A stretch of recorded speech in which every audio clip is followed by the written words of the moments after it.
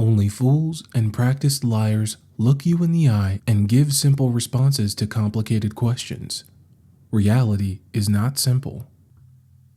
The preceding quote is not attributable to any person that I know of. I made it up for a story I am writing, which has been years in the crafting and is only 21 words long.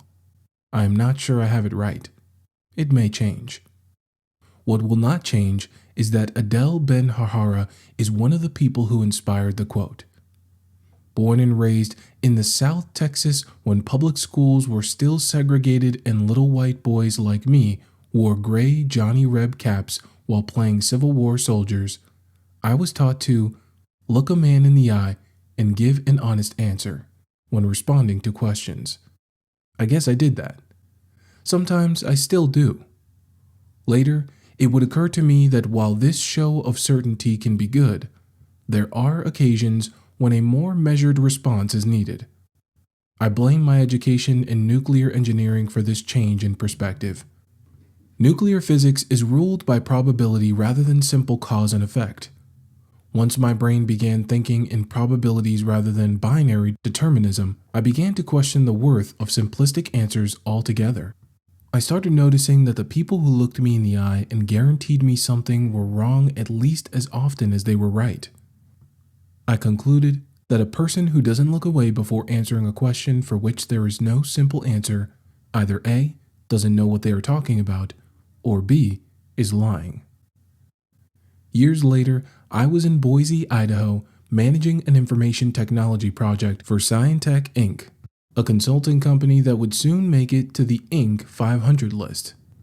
We had a contract to write and maintain software used by the National Park Service's Wildland Firefighting Program, a part of the National Interagency Fire Center, located in Boise.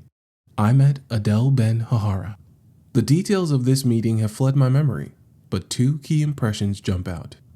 The first is that Adele was a soft-spoken young man whose physiognomy reminded me of someone I knew only in pictures, Haile Selassie, the former emperor of Ethiopia.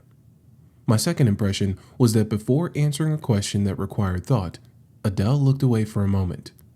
Instead of parroting some hackneyed cliche and hiding behind it in hopes of sounding erudite, Adele Ben-Harhara lowered his gaze, thought, synthesized a response, and only then spoke.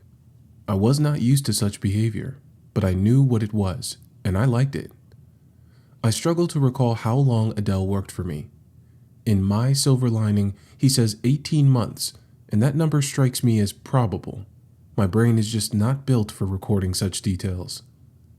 After this time with Scientech, Adele went on to work at the Idaho State Library. We remained in contact.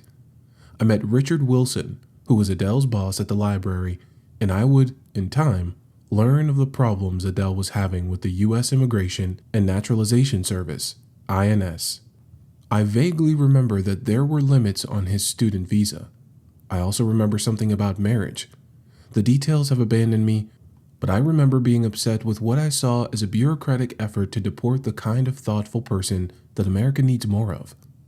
As a second-generation descendant of German immigrant farmers, I have great respect for those brave souls who come here to start a new life in this country.